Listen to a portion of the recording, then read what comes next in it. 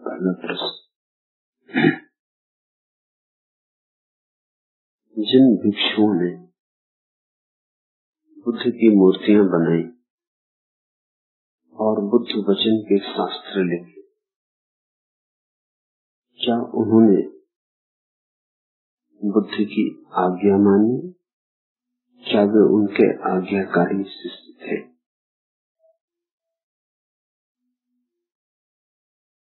बुद्ध की आज्ञा तो उन्होंने नहीं मानी, लेकिन मनुष्य पर बड़ी करुणा की। और बुद्ध की आज्ञा तोड़ने जैसी थी, जहां मनुष्य की करुणा का सवाल आ जाए। ऐसे उन्होंने बुद्ध की आज्ञा तोड़कर भी बुद्ध की आज्ञा ही मानी, क्योंकि बुद्ध की सारी शिक्षा करुणा की। इसे थोड़ा समझना पड़ेगा। बुद्ध ने कहा मेरी मूर्तियां मत बनाना, तो जिन्होंने मूर्तियां बनाई उन्होंने बुद्ध की आज्ञा तोड़ी। लेकिन बुद्ध ने ये भी कहा कि जो ध्यान को उपलब्ध होगा, समाधि जिसके जीवन में खिलेगी, उसके जीवन में करुणा की वर्षा भी होगी। तो जिन्होंने मूर्तियां बनाई उन्होंने करुणा के कारण बनाई।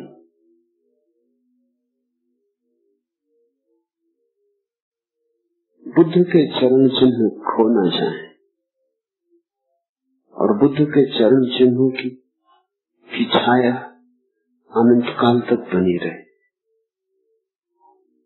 कुछ बात ही ऐसी थी कि जिस आदमी ने कहा मेरी मूर्तियां मत बनाना, हमने अगर उसकी मूर्तियां न बनाई होती तो बड़ी भूल हो जाती। जिन्होंने कहा था हमारी मूर्तियां बनाना, उनकी हम छोड़ भी देते, न बनाते चलता। बुद्ध ने कहा था मेरी पूजा मत करना। अगर हमने बुद्ध की पूजा न की होती तो हम बड़े चूक जाते। ये सौभाग्य की घड़ी कभी कभी सदियों में आती है, जब कोई ऐसा आदमी पैदा होता है जो कहे मेरी पूजा मत करना। यही पूजा के योग है। जो कहता है मेरी मूर्ति मत बनाना, यही मूर्ति बनाने के योग है। सारे जगत के मंदिर इसी को समर्पित हो जाने चाहिए। बुद्ध ने कहा मेरे वचनों को मत पकड़ना, क्योंकि जो मैंने कहा है उसे जीवन में उतार लो। दिए की चर्चा से क्या होगा? दिए को संभालो, शास्त्र मत बनाना, अपने को जगाना। लेकिन जिस आदमी ने ऐसी बात कही, अगर इसका एक एक वचन लिख न दिया गया होता तो मनुष्यता सदा के लिए दरिद्र रह जाती। कौन तुम्हें याद दिलाता, कौन तुम्हें बताता कि कभी कोई ऐसा भी आदमी हुआ था जिसने कहा था मेरे शब्दों को अग्नि में डाल देना और मेरे शास्त्रों को जला के राख कर देना, क्योंकि मैं चाहता हूँ जो मैंने कहा है वो तुम्हारे भीतर जिए, किताबों में नहीं। लेकिन ये कौन लिखता? तो निश्चित ही जिन्होंने मूर्तियां बनाई बुद्ध की आज्ञा तोड़ी। लेकिन मैं तुमसे कहता हूँ उन्होंने ठीक ही किया। बुद्ध की आज्ञा तोड़ देने जैसी थी। नहीं कि बुद्ध ने जो कहा था वो गलत था। बुद्ध ने जो कहा था बिल्कुल सही कहा था। बुद्ध से गलत कहा कैसे जा सकता है? बुद्ध ने बिल्कुल सही कहा था मेरी मूर्तियां मत बनाना, क्योंकि कहीं मूर्तियों में तुम मुझे न भूल जाओ, कहीं मूर्तियों में मैं खो न जाऊं, कहीं मूर्तियां इतनी ज्यादा न हो जाएं कि मैं दब न जाऊं। तुम सीधे ही मुझे देखना, लेकिन हम इतने अंधे हैं कि सीधे तो हम देख ही ना पाएंगे। हम तो टटोलेंगे, टटोल के ही शायद हमें थोड़ा स्पर्श हो जाए। टटोलने के लिए मूर्तियां जरूरी है। मूर्तियों से ही हम रास्ता बनाएंगे। हम उस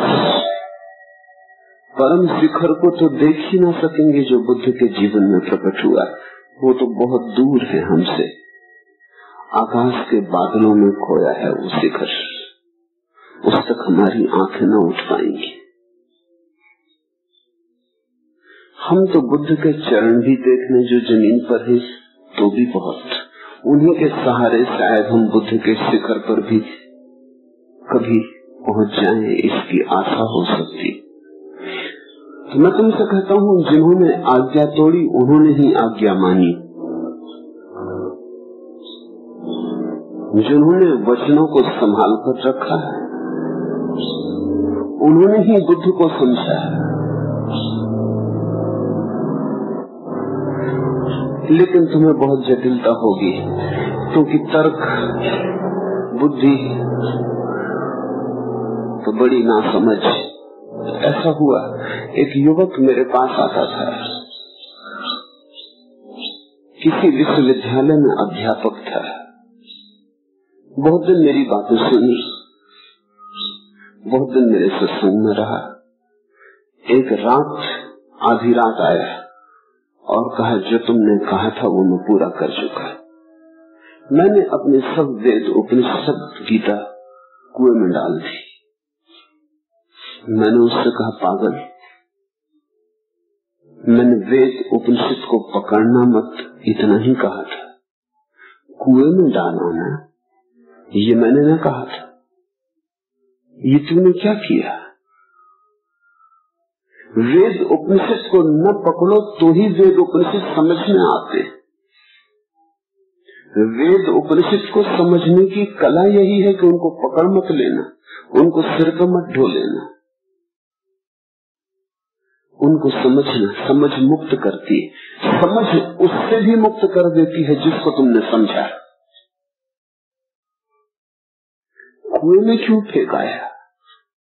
और तू सोचता है कि तूने कोई बड़ी क्रांति की?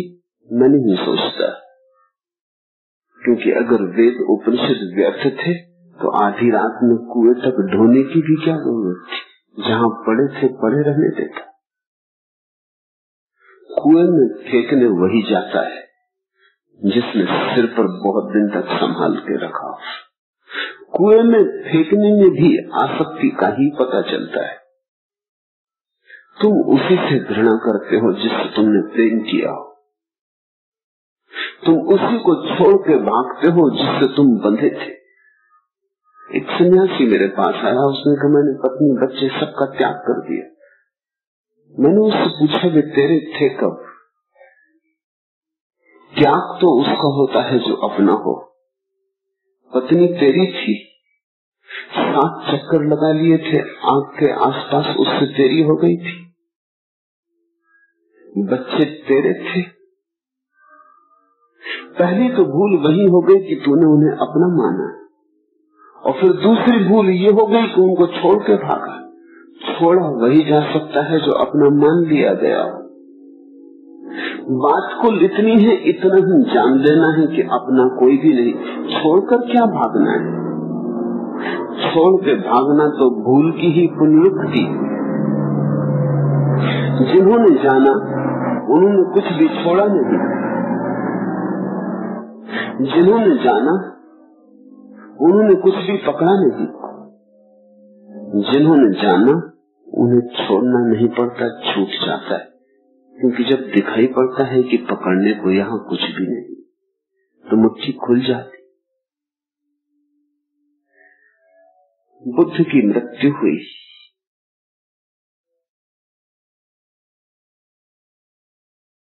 तब तक तो किसी ने बुद्ध का शास्त्र लिखा न था। ये धम्मपद के वचन तब तक लिखे न गए थे। तो बौद्ध भिक्षुओं का संघ इकट्ठा हुआ।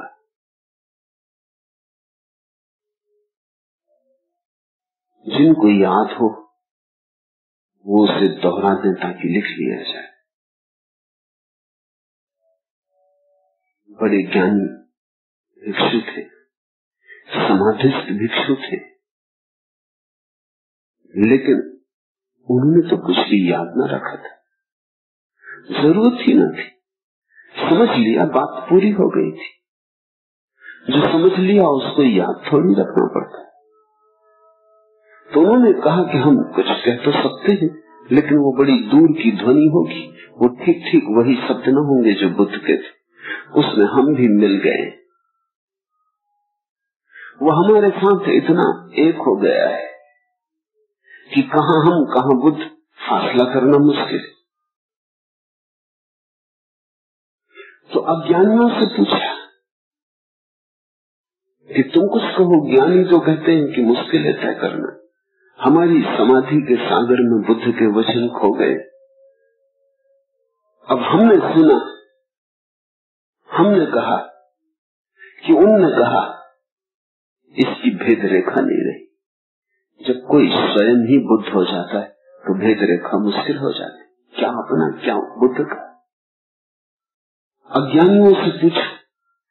अज्ञानियों ने कहा हमने सुना तो था लेकिन समझा नहीं। सुना तो था लेकिन बात इतनी बड़ी थी कि हम संभाल न सके। सुना तो था लेकिन हमसे बड़ी थी घटना, हमारी स्मृति में न समाई। हम अवाक और चौंके रह गए। घड़ी आई और बीत गई और हम खाली हाथ रहे। तो कुछ हम दोहरा तो सकते, लेकिन हम पक्का नहीं कह सकते कि बुद्ध ने ही ऐसा कहा था।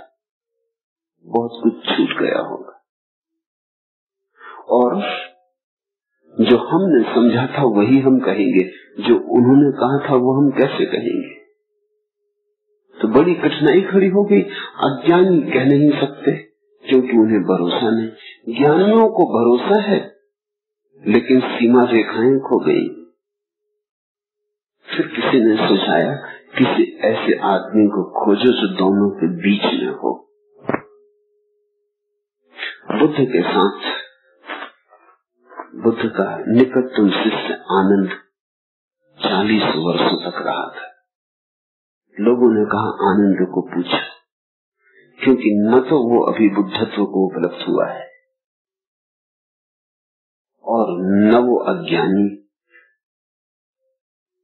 वो द्वार पर खड़ा है। इस पार संसार, उस पार बुद्धत्व चौखट पर खड़ा है, दहली पर खड़ा है। और जल्दी करो, अगर वो दहली के पार हो गया तो उसकी भी सीमा रेखाएं खो जाएंगी। आनंद ने जो दोहराया वही संग्रहित हुआ। आनंद की बड़ी करुणा है जगत पर। अगर आनंद न होता बुद्ध के वचन खो गए होते, और बुद्ध के वचन खो गए होते तो बुद्ध का नाम भी खो गया होता। नहीं कि तुम बुद्ध के नाम या वचन से मुक्त हो जाओगे। आग शब्द से कभी कोई जला, जल शब्द से कभी किसी की तृप्ति हुई, लेकिन सुराग मिलता है, राह खुलती। शायद तुम में से कोई चल पड़े, सरोवर की बात सुनकर किसी की प्यास साफ हो जाए। कोई चल पड़े, 1000 सुने, कोई एक चल पड़े, लाख सुने, कोई एक पहुंच जाए। उतना भी क्या कम है। तो तुम पूछते हो, जिन्होंने बुद्ध की मूर्तियां बनाई, क्या उन्होंने आज्ञा का उल्लंघन किया? निश्चित आज्ञा का उल्लंघन किया, करने योग्य था। अगर कहीं कोई अदालत हो तो मैं उनके पक्ष में खड़ा हूं। मैं बुद्ध के खिलाफ उनके पक्ष में खड़ा हूं जिन्होंने मूर्तियां बनाई। उन्होंने संगमरमर के नाक नक्श से थोड़ी सी खबर हम तक पहुंचा दी। बुद्ध की मूर्ति बनानी असंभव, क्योंकि बुद्धत्व अरूप है, निराकार है। बुद्ध की तुम क्या प्रतिमा बनाओगे, कैसे बनाओगे? कोई उपाय नहीं है। लेकिन फिर भी अद्भुत मूर्तियां बनी। उन मूर्तियों को अगर कोई गौर से देखे तो मूर्तियां कुंजियां हैं। तुम्हारे भीतर कोई ताले खुल जाएंगे गौर से देखते देखते। तुम्हारे भीतर कोई चाबी लग जाएगी, कोई द्वार अचानक खुल जाएगा। हमने संगमरमर में मूर्तियां बनाई, क्योंकि संगमरमर पत्थर भी है और कोमल भी। बुद्ध पत्थर जैसे कठोर है और फूल जैसे कोमल, तो हमने संगमरमर चुना। संगमरमर कठोर है पर शीतल।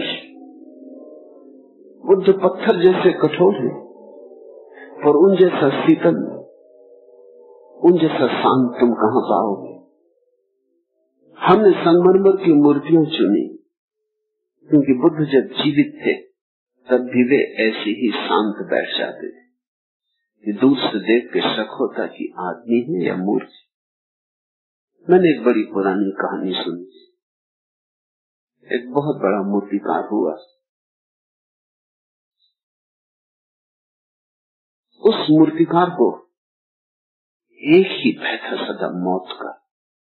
जब उसकी मौत करीब आने लगी तो उसने अपनी ही 11 मूर्तियां बना ली।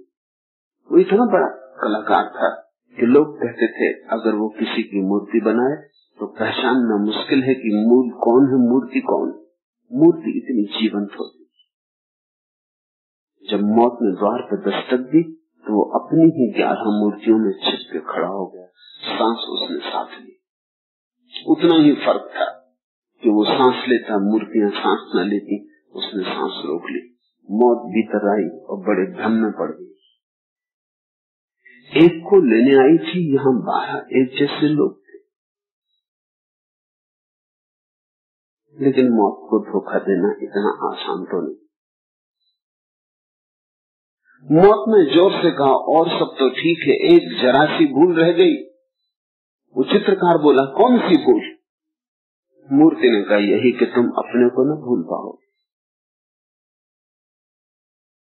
लेकिन अगर बुद्ध खड़े होते वहां तो उतनी भूल भी न रह गई।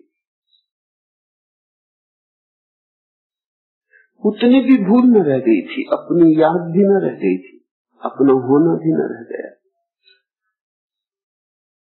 अगर बुद्ध को तुम ठीक से समझोगे तो उनके स्वाभिमान में भी तुम विनम्रता को लहर लेते देखो। उनके होने में भी तुम न होने का स्वाद पाओ।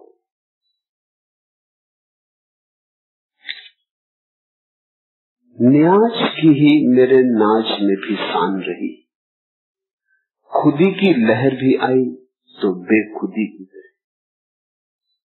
न्याज की ही मेरे नाज में भी शान रही, मेरी अस्मिता में, मेरे स्वाभिमान में भी विनम्रता की ही शान रही। उसकी ही महिमा के गीत चलते रहे। खुदी की लहर भी आई और कभी मैंने समझा भी कि मैं हूं। खुदी की लहर भी आई तो बेखुदी की तरह, इस तरह समझा कि जैसे नहीं। हमने संगमरमर में बुद्ध को खोदा। कभी बुद्ध की प्रतिमाओं के पास बैठकर गौर से देखो, ये पत्थर में जो खुदा है इसमें बहुत कुछ छिपा है। बुद्ध की आंखें देखो, बंद आंखें कहती हैं कि बाहर जो दिखाई पड़ता था अब व्यर्थ हो गया, अब भीतर यात्रा बदलते, अब बाहर की तरफ नहीं जाते, अब भीतर की तरफ जाते। जो दिखाई पड़ता था अब उसमें रस नहीं रहा, अब तो उसी को देखना है जो देखता है। अब दृष्टा की खोज शुरू हुई, दृष्टि की नहीं। मूर्ति ऐसी स्थिर है, जरा भी कंपन का पता नहीं चलता। ऐसे ही भीतर बुद्ध की चेतना स्थिर हो गई, निष्कंप हो गई, जिससे हवा का एक झोंका भी ना आए और दिए की लपट ठहर जाए। मूर्ति में हमने ये सब खोदा है। मूर्ति तो एक प्रतीक है। अगर तुम उस प्रतीक का राज समझो तो देखते देखते मूर्ति को तुम भी मूर्ति जैसे हो जाओ। अच्छा ही किया जिन्होंने बुद्ध की आज्ञा न मानी। बुद्ध बिल्कुल ठीक ही करते थे कि मूर्ति मत बनाना, क्योंकि मैं अमूर्त। आकार मत ढालना, क्योंकि मैं निराकार हूं। तुम जो कुछ भी करोगे गलत होगा, सीमा होगी उसकी, मैं असीम हूं। बुद्ध बिल्कुल ठीक ही कहते थे, लेकिन ये बात दूसरे बुद्धों के लिए ठीक होगी। तुम सबका क्या होता? तुम सबके लिए तो निराकार की भी खबर आएगी तो आकार से, तुम्हारे लिए तो निर्गुण की भी खबर आएगी तो सगुण से। तुम तो अनाहत नाद भी सुनोगे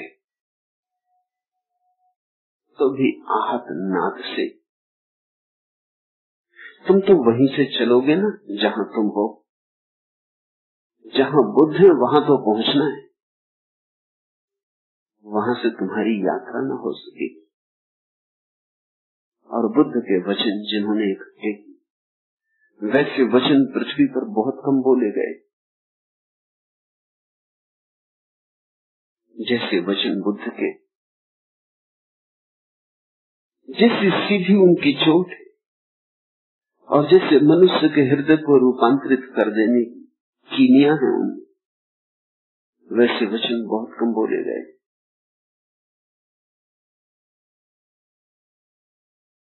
हो सकते थे वचन और बहुत बुद्ध भी हुए हैं बुद्ध के पहले, उनके वचन खो गए। उनके शिष्यों में कोई गैर आज्ञाकारी न था, ऐसा मालूम। बड़ा दुर्भाग्य हुआ, बड़ी हानि हुई। कौन जाने उनमें से कौन सा वचन तुम्हें जगाने का कारण हो जाए, निमित्त बन जाए। तो मैं दोनों बातें कहता हूं। जिन्होंने मूर्तियां बनाई, बुद्ध के वचन तोड़े, जिन्होंने बुद्ध के वचन इकट्ठे किए, उन्होंने बुद्ध के वचन तोड़े, लेकिन फिर भी मैं कहता हूं उन्होंने ठीक ही किया, अच्छा ही किया। और गहरे में मैं जानता हूं कि बुद्ध भी उनसे प्रसन्न है कि उन्होंने ऐसा किया,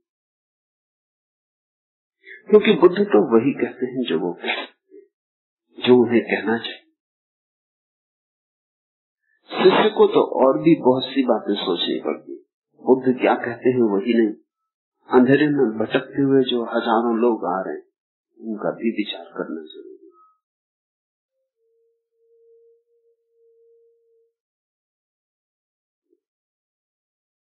बुद्धों के पास एक प्रेम का जन्म होता है, यद्यपि बुद्ध कहते हैं प्रेम आसक्ति, लेकिन बुद्धों के पास प्रेम की आखिरी मंजिल आती।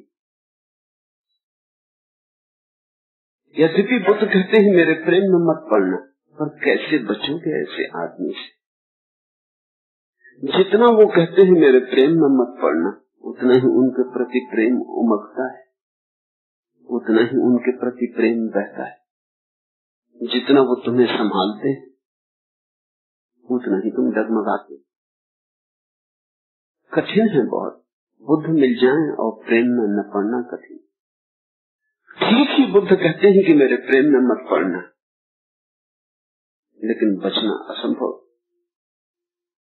जिस जगह आकर फरिश्ते भी पिघल जाते हैं जोश, लीजिए हजरत संभालिए, वह मुकाम आ ही गया।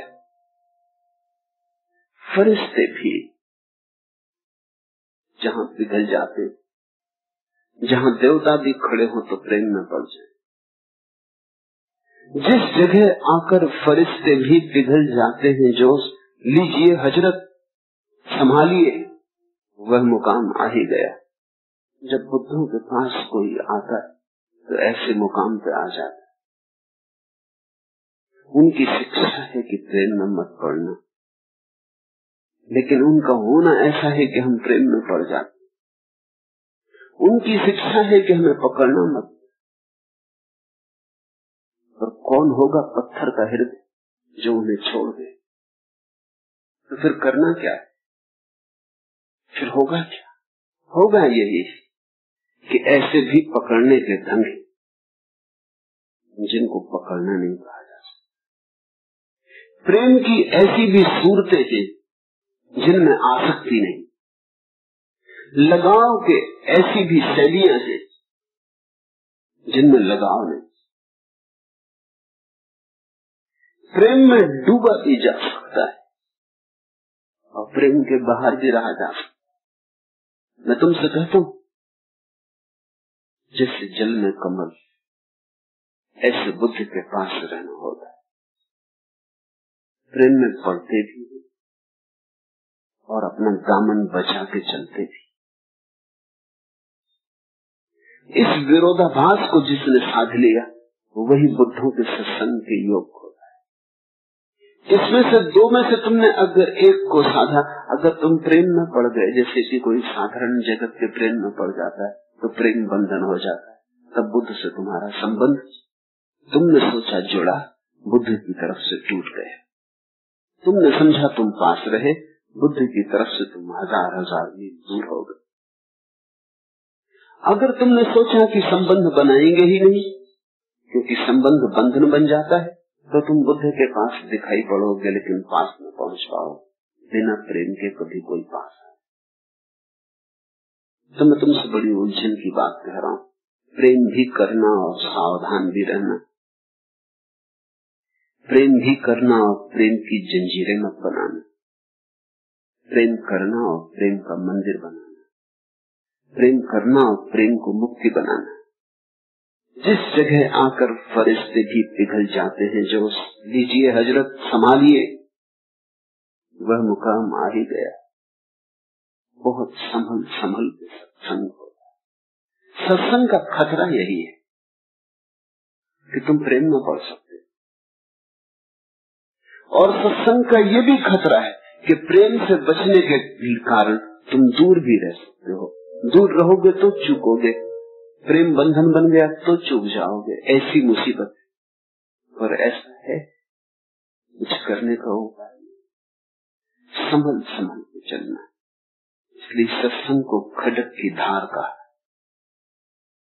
इसलिए तलवार की धार पे कोई चलता हो, इधर गिरे कुआं, उधर गिरे खाई। लीजिए हजरत संभालिए, बहुत संभाल के चलना।